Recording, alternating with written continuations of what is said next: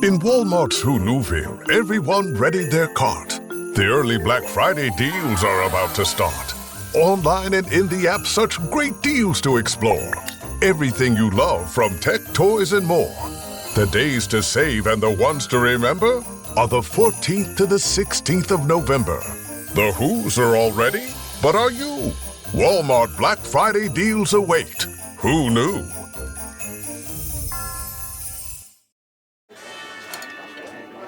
Hey, the vibes are slipping. I think it's time to bring out the Velveeta shells and cheese. The holidays are a time to go all in on indulgence. Headline your meals with the rich, creamy meltiness of Velveeta shells and cheese and satisfy your holiday cravings like no other. Bring that main course energy to your side dish. Celebrate extra with Velveeta these holidays.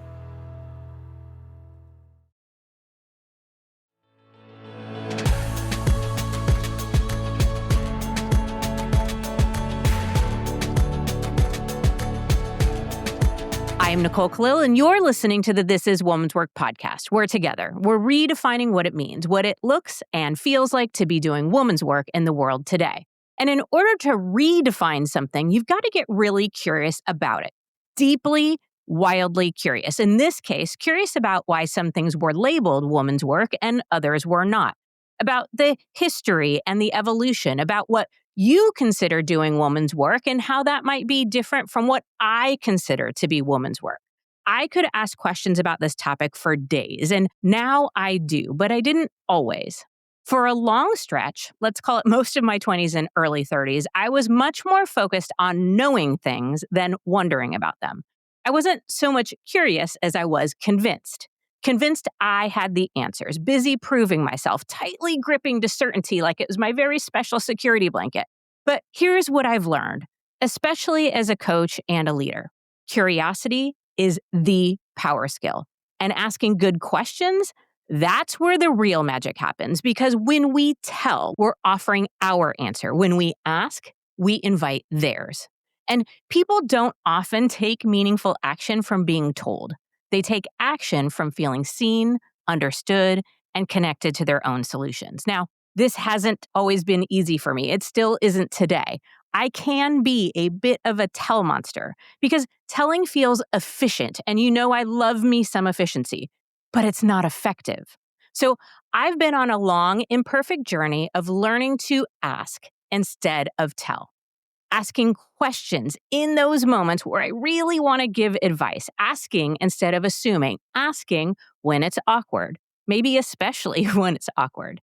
And let's be honest, culturally, we're kind of terrible at asking good questions.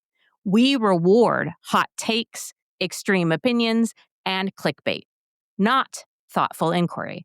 And none of that is making us better humans. We could all use some practice. So today we're going to do just that. We're going to get curious about why asking questions might be one of the most rebellious and impactful things you can do in a world full of answers. Our guest is Elizabeth Weingarten, a journalist and applied behavioral scientist who's worked everywhere from the Atlantic to Slate. And her new book, How to Fall in Love with Questions, is both a call to curiosity and a toolkit for making it applicable in everyday life. She's challenging the idea of embracing uncertainty and unpacking the dangers of chasing fast, easy answers, the kind that make us vulnerable to what she calls the charlatans of certainty. If that phrase made your ears perk up, same friend, same.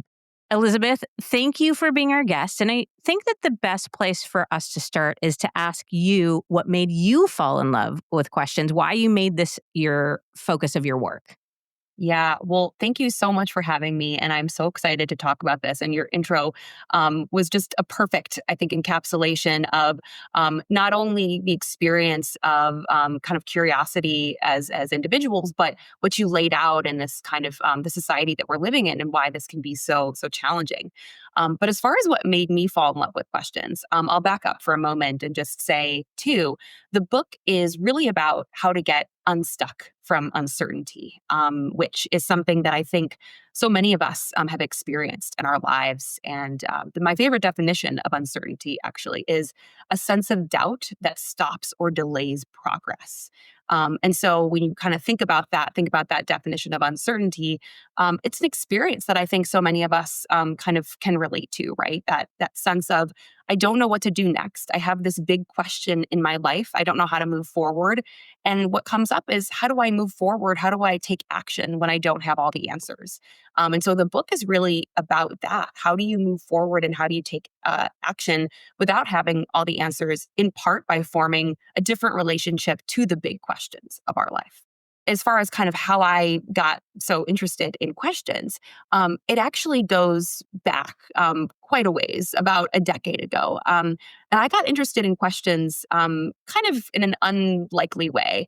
I was going on dates in Washington, D.C., and I kept having this experience again and again, going on dates with men. And the experience that I kept having was that they didn't ask me a single question throughout the whole date. And so I started wondering, is there something about me? Is there something about these guys? What's going on? And as a journalist, I got really, really curious about what was happening. And it kind of started me on this path to doing a lot of research and writing about questions. And what I discovered, as you said, is questions are kind of this superpower, right? But a superpower that we don't value as a society. Fast forward several years from that time when I was dating, and I had done all of this kind of research and writing about the superpower of questions. But I found myself at a time in my life when I was asking myself big questions, and I was kind of in this real season of uncertainty in my life. It was during the pandemic. I had recently gotten married, and I had recently left my job to pursue a new creative project. And both of these things felt like they were failing. And so I was asking myself, should I get a divorce? I was also asking myself, what am I doing with my life? Why did I leave my job? This is really scary. And I was really buckling under the weight of these questions. They were big, heavy questions.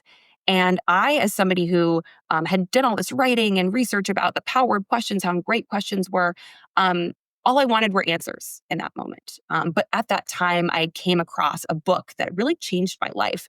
And I'm sure we'll talk about it a little bit more, but it was called Letters to a Young Poet. It's I a book, love that book. yes, Yeah. it's an amazing book. A book by the poet Rainier Maria Rilke. And it's a book of correspondence between Rilke and this aspiring poet, who at the time was 19 years old. He's asking Rilke for all kinds of advice about how to live his life. And Rilke very famously doesn't give him answers. He tells him to, quote, love the questions themselves as if they were locked rooms or books written in a foreign tongue. And so when I read this passage, I was really struck because it was beautiful, of course, but it was also striking to me as somebody who claimed to love questions, was so interested in questions, and yet I had never felt further away from loving the questions of my life. And so what really kicked this off was my curiosity about, is it possible to love the questions of our life? How do we do it? And how do we do it in a world in which so many of us, as you alluded to, have become kind of addicted to fast, easy answers? And so the book is really a combination of behavioral science and philosophy and history and art, all to answer that central question.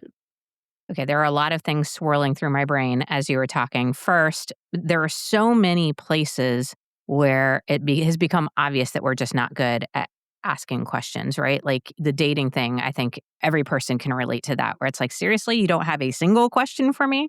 But I also think in work environments, like if I do a seminar or speaking engagement, how often there is space for Q&A and people don't take advantage of it. And I'm always fascinated. I'm like, you don't have a single question about this, big topic or from this person who's on stage who's at least somewhat of an expert on it. I mean, it's very confusing to me. So I guess that leads to the question of, why do you think people are uncomfortable asking questions, both internally and also in front of other people? Yeah, so it's interesting. When I started doing my research and writing on questions, one of the questions that I was asking was, how do identity and question asking intersect? And so I did a lot of writing on gender, because that was kind of where I started wondering, is there a gendered aspect of question asking?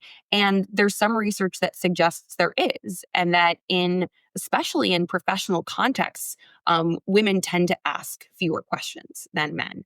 there are all sorts of reasons that you can point to for why that might be. Um, but I think one of the things that we find is that asking questions, especially in a professional context or in a context where the stakes might be kind of high for you, you want to appear to be a particular way. Asking questions can be a form of vulnerability because you're acknowledging that you don't know something. And as you said, in a world and in a culture in which we are valued for what we know, admitting, "Hey, I don't know something," can feel scary. And I think so there's kind of that aspect of it. And I think it's not a skill that's taught either, right?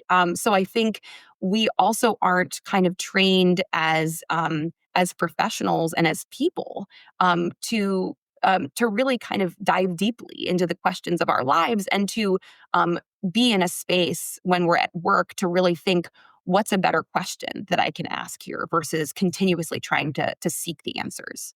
Okay. One of the other things that popped up while you were talking about the book is, that it was about getting unstuck from uncertainty. And I think if we read a lot of other books or articles on that topic, a lot of the advice would be taking us toward certainty, right? Like how to get certain when you are feeling uncertain. Whereas, and you correct me if I'm wrong, my understanding of your work is to love the uncertain parts of your life. That's a great place to ask the questions and sit with the questions and be with the questions versus trying to get out of it so quickly. Am I on track? And then my second part is, why are we so freaking uncomfortable with uncertainty?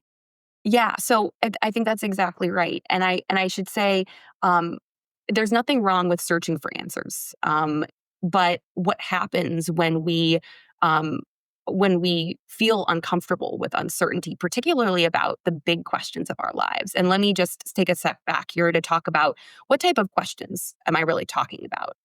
Because there are questions like, what am I having for dinner? And then there are questions like, who am I? Or, how What do is I my live a life? purpose? Right, a meaning and purpose. Exactly. And those are the types of questions that it really is going to benefit you to continuously kind of ask and stay curious about and sit a little bit longer in that uncertainty. And that's because when we are, trying to too quickly seize on answers, it can make us really vulnerable to the people and industries in our culture that I call the kind of charlatans of certainty. They're everyone from kind of the influencers that you might see and gurus, right? That really claim to have all of the answers for these big, meaningful questions in your life. And again, there's kind of nothing wrong kind of searching for answers and seeking out really trustworthy sources and great coaches and all of these things. But what happens is, I think we get so uncomfortable with uncertainty in our life that we replace reflection and introspection that only we can do with the answers that other people are serving us.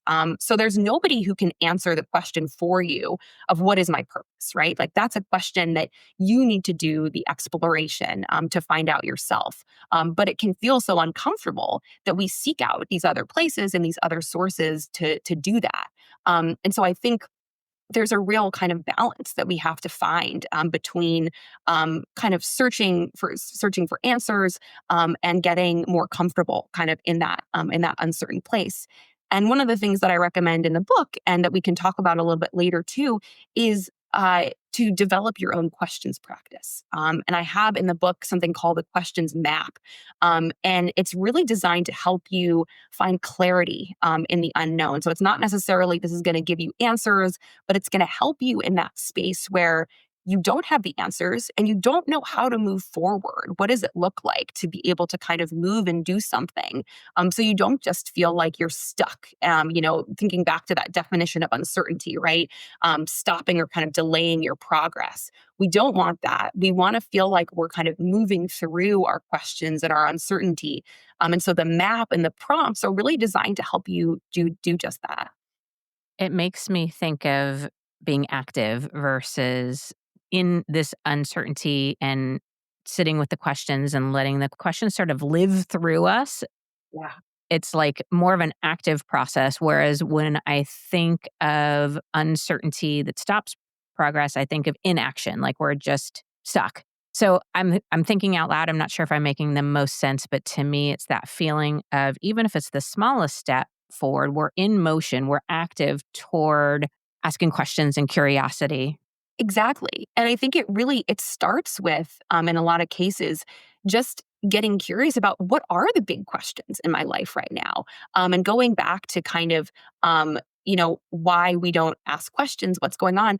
I think so many of us, we just don't even take, 5 minutes to sit down and think, what are the big questions that are guiding my life? And often what I've found and what I've found from many of the people that I talk to in the book, and I've talked to everybody from kind of Zen Buddhist practitioners to activists to scientists to artists, right? And and what we often feel is we feel anxiety, we feel worry, we feel fear, and we're feeling these things sometimes every day for various people. And a lot of times there's a question that's kind of crouching underneath that feeling, right? You're feeling anxious. And maybe it's because you have this big question about your career, about being a parent, about a transition that you're going through. Maybe you're trying to maybe you're retiring or you're entering the workforce or you're becoming a parent or you're losing a parent or any number of things that can kind of create that sense of stuckness, of anxiety, any of these types of challenging emotions. And so often just getting clear on like, what's the uncertainty here? What's the question? That's really kind of the first part of the questions practice and the first part I found to really getting unstuck. If you're anything like me, drinking enough water every day sounds great in theory, right up there with getting 8 hours of uninterrupted sleep and folding the laundry right away. Which is why I found a smarter way to stay hydrated with Cure. Cure hydration packs are clean and simple, plant-based electrolytes, no added sugar, and just 25 calories.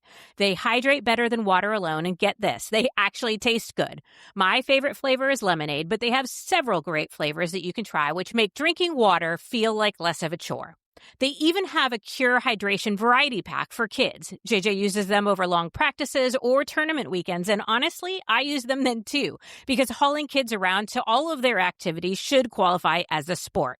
Listen, staying hydrated isn't just about water. You also need electrolytes. That's why I love Cure. It's clean, tastes great, and actually works. And for This Is Woman's Work listeners, you can get 20% off your first order at curehydration.com/woman's work with code Woman's Work. And if you get a post-purchase survey, make sure to let them know you heard about Cure right here. It really helps support the show.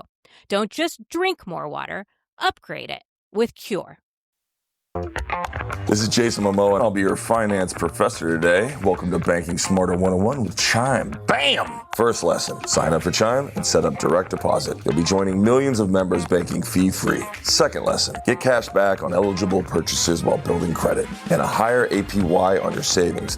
That's how you bank smarter this season. Fa-la-la-la-la, class dismissed. Join Chime today. Chime is a financial technology company, not a bank. Banking services and a secure Chime Visa credit card provided by the Bancorp Bank N.A. or Stride Bank N.A. Members FDIC. Optional services and products may have fees or charges. Details at chime.com/fees-info. With a qualifying direct deposit, earn 1.5% cash back on eligible secure Chime Visa credit card purchases. On-time payment history may have a positive impact on your credit score. Results may vary. APY means annual percentage yield. Learn about credit building and more at chime.com. No one should have to choose between their own safety and their pets. But nearly half of domestic abuse survivors delay leaving because they can't bring their pets with them. Purina is helping to create more pet-friendly domestic violence shelters through the Purple Leash Project, so survivors and their pets can escape and heal together. Visit Purina.com/purple to learn more. Okay.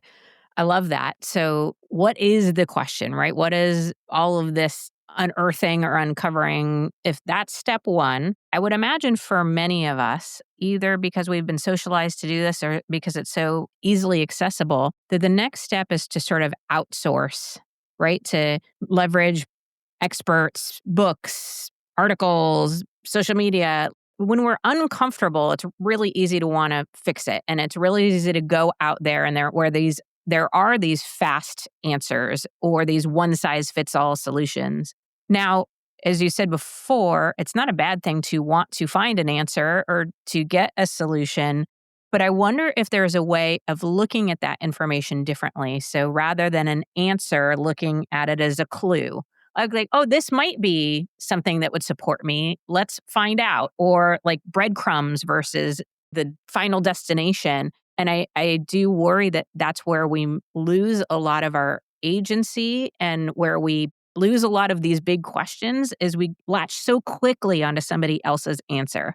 That's exactly right. And I think the way that I would distinguish it, there are a couple things that you said that I think are totally right on. The way that I would distinguish it is it a thought starter or a thought stopper, right? And so, are you using somebody else's kind of 5-step process to say, okay, I don't need to think about this anymore. I've got it. I know what my purpose is, or I know who I am, or, any of these questions, answers. Or is it inviting you into kind of more profound and deeper inquiry? Uh, and so I think that's a big part of it to me. And the other part of it is, and part of kind of getting clear on what question you're asking is knowing what source to trust for that question. So a big part of the book is, talking about how it's not wrong to search for answers. It's not wrong to follow, your favorite influencer, right? I have many that I think are really smart and interesting people, but it's about knowing which source to trust with, a particular question and answer.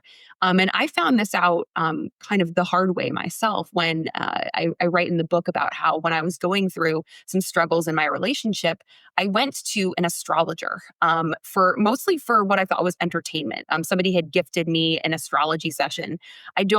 At the time, I was very adamant that I did not believe in astrology. I didn't think it was, a science. I was very kind of against the idea that it would tell me anything.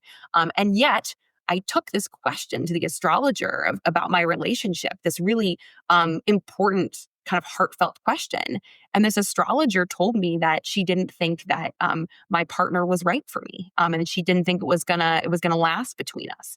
And this insight that she told me, even though I had said, "Oh, I don't believe in this," right? It kind of reverberated throughout kind of my relationship.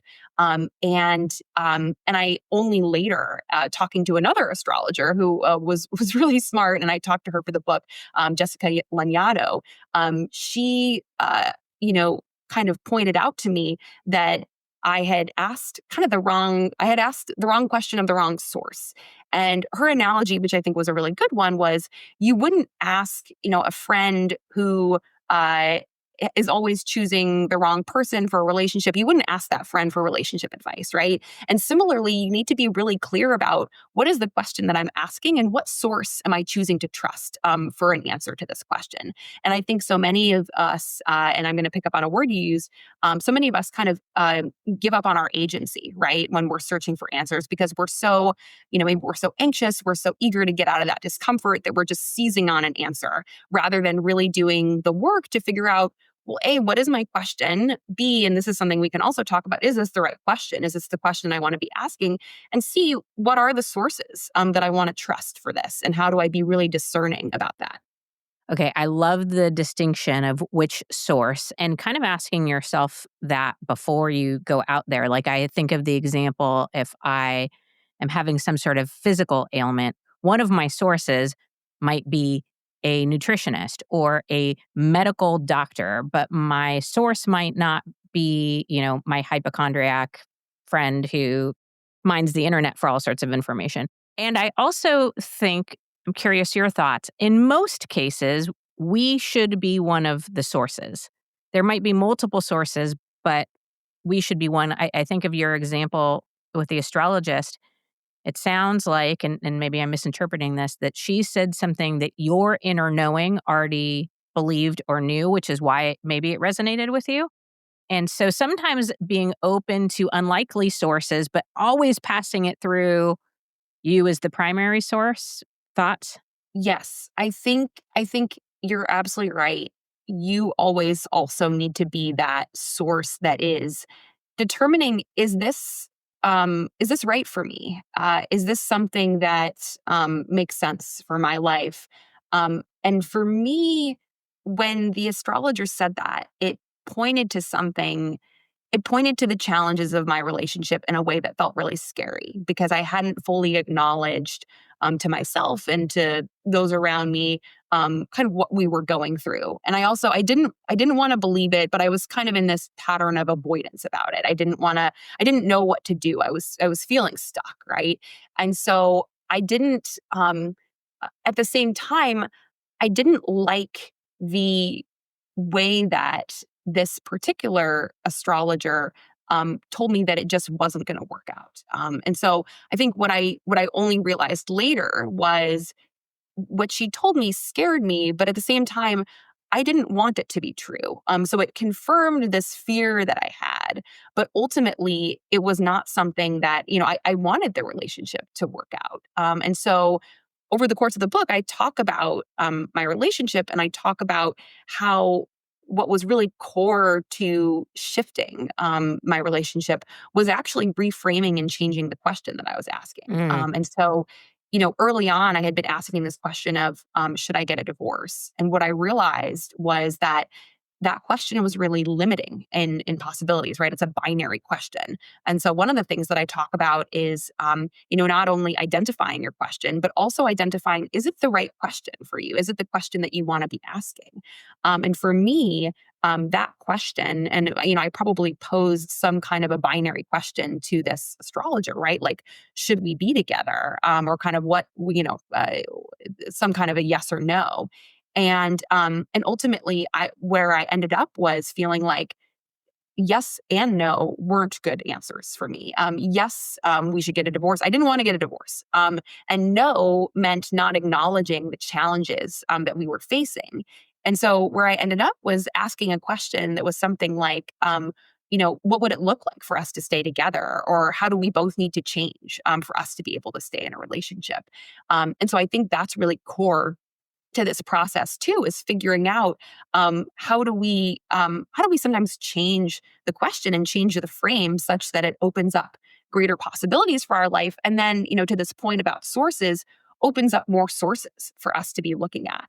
And one final thing that I'll say here too is that a lot of times when we're feeling stuck in uncertainty and we have this big, heavy question, one of the most significant things that I've found and that I talk about in kind of the 4 elements of what makes up a great questions practice is the importance of community. So yes, you can kind of search out these like sources, these kind of expert sources, but it can also be really, really helpful to find, friends or family or others in your community who aren't necessarily going to be there to give you the answer because they may not have the answer, but just to go through that uncertainty with you, to kind of accompany you on that journey.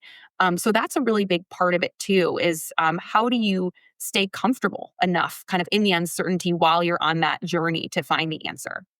Okay, Elizabeth, I could take this conversation in 1 million different directions. I want to make sure we talk about a questions practice. I'm wildly curious about these 4 steps. I had it on my questions list to talk about some tactical tips about asking good questions. You already gave one. Don't have the question be binary. It's not yes or no, right? Like having a more expansive, open question. Oh, well, you actually gave a couple too. And then having that community. I couldn't agree more. Sometimes just having a listener. Like they don't even need to say anything or do anything, just a listener or a witness or a sounding board or whatever you want to call them. Sometimes that helps me really get to the better, bigger question that I'm wrestling with. So where should we go here? Yeah. So I'm happy to share kind of the 4 elements of a questions practice and share another thing that I learned about what makes for, a really powerful question that you can ask yourself. And I think this also gets to something that we as women tend to do more of. So I'll start with the questions practice and then some of the kind of ideas about how to ask better questions. So I mentioned kind of the first part of the questions practice is curiosity, and that's really getting curious about the questions that are guiding your life, which is easier said than done, right? Because a lot of times we feel anxious and fearful about some of these big questions. And so, again, kind of the map and the book are really designed to give you prompts and to share stories and ideas to help you get more curious about those questions. So that's kind of step one. Step one is conversation. In conversation, you can think about the questions that we're asking as parts of conversations that we have with ourselves and that we have with others. And so step two is, once you're asking this question, how do you get better at having a conversation with yourself? One thing we know is that during really uncertain times, I don't know about you, Nicole, but I have a tendency, or I've had a tendency to kind of do like an anxiety spiral, right? Like we get in our heads, we're asking this question, or maybe we're just feeling kind of nervous or anxious about the future. And it can not be the most productive conversation that we're having with ourselves. So how do we talk to ourselves differently so that we can feel more comfortable in that time of uncertainty? I have never spiraled ever. Right. Like It's last a very, night. very Anyway, unusual experience. right. Yeah. The third part of a questions practice, as we just brought up, is community. And it's really kind of finding the right relationships and people around you to help you feel safe and secure while you're holding these big questions. And one thing I'll say is that, community really evolved to help us feel more secure. And there is great neuroscience research to show that feeling connected and enmeshed in community actually reduces our cortisol and lights up the parts of our brain that makes us feel like we're getting a reward. The fourth part of the practice is commitment. And that's really about, um, uh, committing not only to kind of holding onto your questions and exploring them as they evolve throughout your life, but also knowing when to let your questions go. And one of the things that I have in the book is kind of a framework to identify what are the types of questions that we're asking.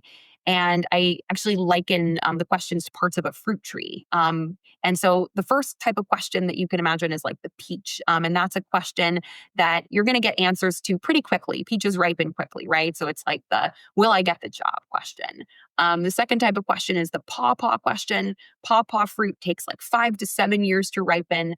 So maybe you're asking a question about, will I enjoy this new career change? The third type of question, that's your heartwood question. And these are the questions that stay with you across your whole life. So the questions like, who am I? What is my purpose? And these are that's the part of the tree that lends its stability and gives it kind of its ability to balance. The fourth part of the questions tree, questions framework, are dead leaves. And this is why I bring this up now, because the dead leaves are questions that are no longer serving you. They're kind of keeping you locked in patterns of regret and rumination. It's the, why didn't I take that job? Or, what if I had broken up with this person? Or, these questions keeping you locked in the past. And so, those are the types of questions that sometimes we need to let them go, right? Like dead leaves from a tree. And so commitment is both about committing to the kind of the long term of a question, knowing when to let it go. And one of the things that can help a lot with kind of discerning when to do these things is ritual, right? And one ritual that you can build for yourself is a questions practice.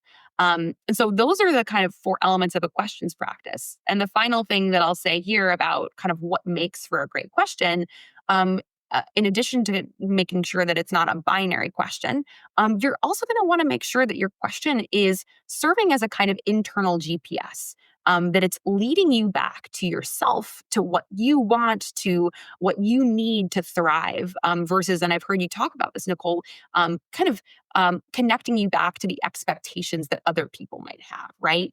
So I think sometimes we ask should questions, or we ask questions that actually aren't about what we want and what we need, but they're about things that other people have decided that we should want or should need. So really understanding, is this a question that comes from me? Is it a question that comes from someone else? And how can I make sure that it's a question that is leading me back to myself? Okay, I love everything about that. I'm going to, of course, get your book and go through this myself. And you said at the onset that these are questions that are guiding our lives. And I had the thought that we all have questions that are guiding our lives. It's whether or not we're choosing the questions or being purposeful or asking better questions, I think of, a question that I think was guiding my life for a very, very long time is, am I good enough? Am I worthy?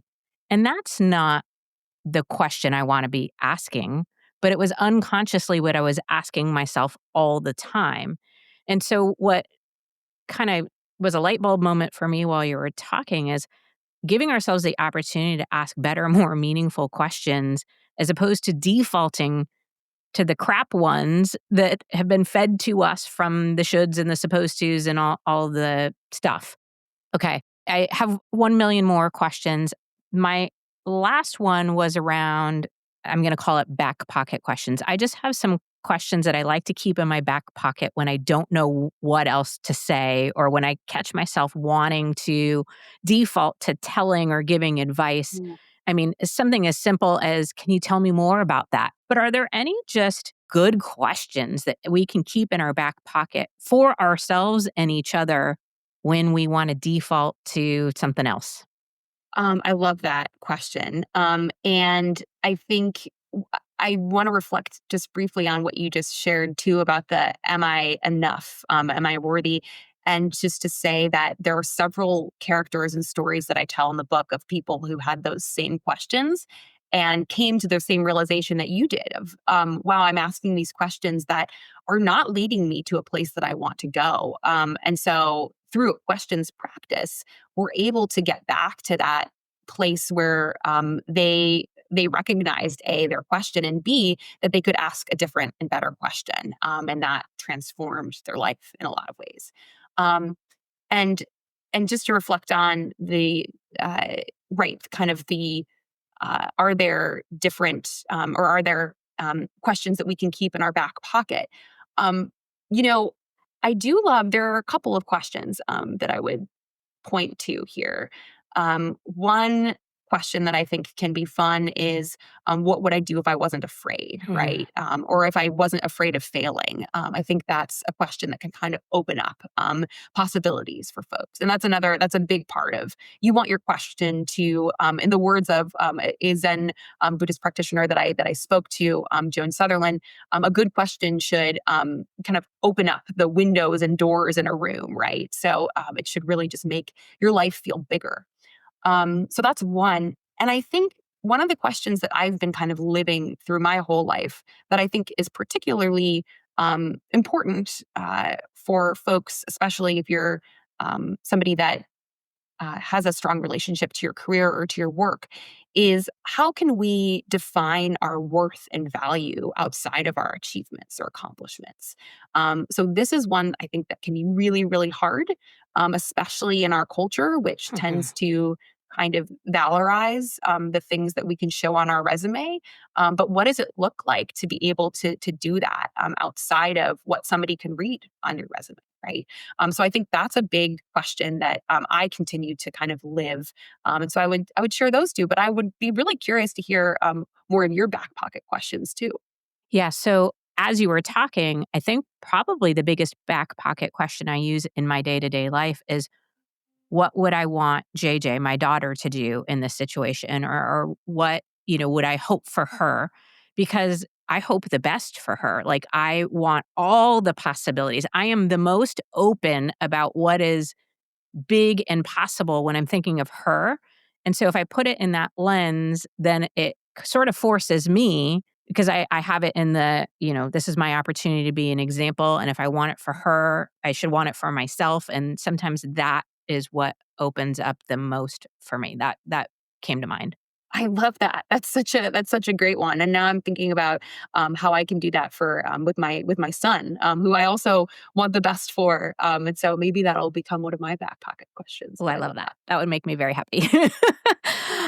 Okay, well, Elizabeth, I could talk to you all day long, and I genuinely have so many more questions, but I am going to immediately, once we stop recording, go get my hands on the book. It's How to Fall in Love with Questions. I know our listeners are going to be all over it too. And a reminder to those of you listening in, Elizabeth also has a Substack, Time Travel for Beginners. Again, I'm going to be subscribing right when we finish here too. So, Elizabeth, thank you for falling in love with questions and then bringing it to the world. I, for one, am genuinely appreciative. Well, thank you so much for having me, and thank you for your very thoughtful questions. It was so much fun to talk to you. My absolute pleasure. All right. I wonder, friend, what would happen if we stopped pretending that we have or always need to have the answer and started getting better at asking really good questions? What if we stopped chasing certainty like it's going to save us and got more comfortable living in wonder, in the in-between, in the not yet known, where so much more is possible? Today was a reminder for me and hopefully for you that curiosity isn't just cute or quirky, it's powerful, it's connective, and it's leadership of self and others. And asking good questions isn't a soft skill, it's a smart one, and frankly, much harder than just having somebody give you the answer. So I hope this episode invited you to slow down your certainty, challenge your inner tell monster, and fall a little bit more in love with not knowing and being curious. Because sometimes the most honest, brave, and world-changing thing that you can say isn't "I know." It's "tell me more." And that is woman's work.